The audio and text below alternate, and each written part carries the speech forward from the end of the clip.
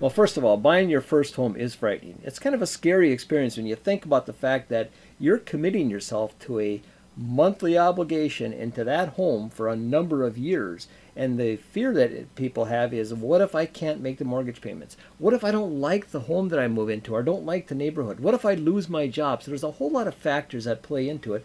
I would suggest that a young couple buying their very first home, or even an individual, many single people buy homes today. First thing you should do is talk to a mortgage person, get yourself pre-approved to determine how much you qualify for in the mortgage payment, and then say, okay, based on that payment, how much of a house can I afford? Now you know where you're at. And then everybody lives a little differently. So you might find that you might qualify for a $1,500 mortgage payment, but you say to yourself, I don't want a $1,500 mortgage payment. I'm comfortable with $1,200, and that's where I want to be. And that's totally that person's decision. But once they get that pre-approval, then I really recommend that they ask around, or maybe find a real estate agent that they feel that they can work with and help them make that decision on what home they should buy, and help them walk through that process.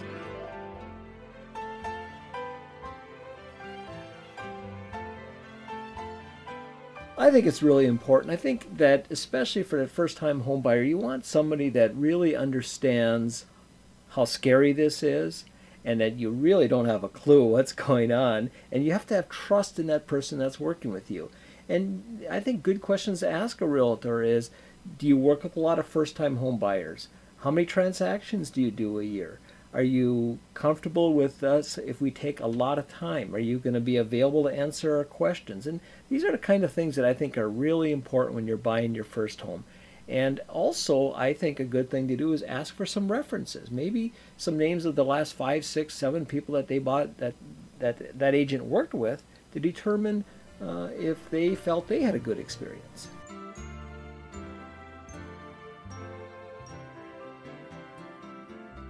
Right after you see the home that you like, and many times when you're out looking, you get an idea of what's important to you or what you really like in a home.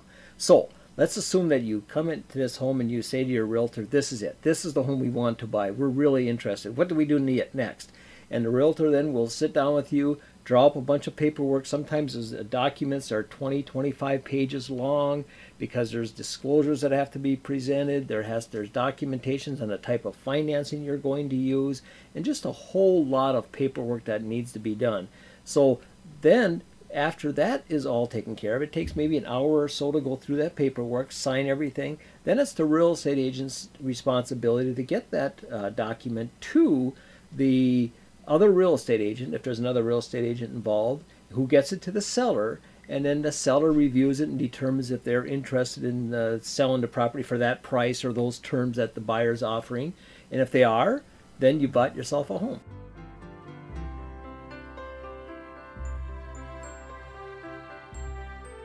Closing, that's an odd word, isn't it? A closing is the time that the seller and buyer come together at a table and sign documents. Seller signs the documents, the deed and stuff, over to the buyer. The buyer signs a whole bunch of paperwork regarding the mortgage and the deed and all that kind of stuff. And that process can take anywhere from half hour to an hour and a half, depends on the type of financing and a lot of other things. And after that's done, then basically you're given the keys and you now own a home.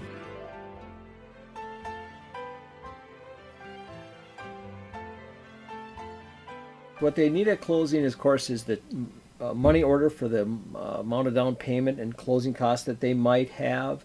They're going to need to bring up some ID to make sure that this is the person they say they are. They are probably going to have to bring some documents that they had signed earlier in case there's some questions about stuff.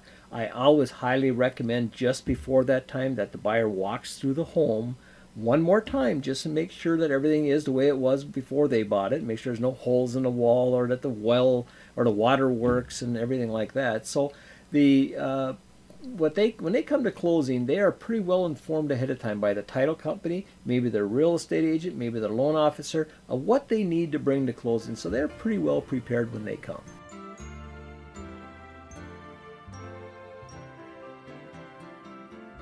if there's any questions that a person might have regarding this process, feel free to contact me. My contact information's on here, and there's no obligation on your part. And even if you aren't in the same area I am, I'm glad to help you out and give you the advice that would help you in this process to make sure you make the right decision.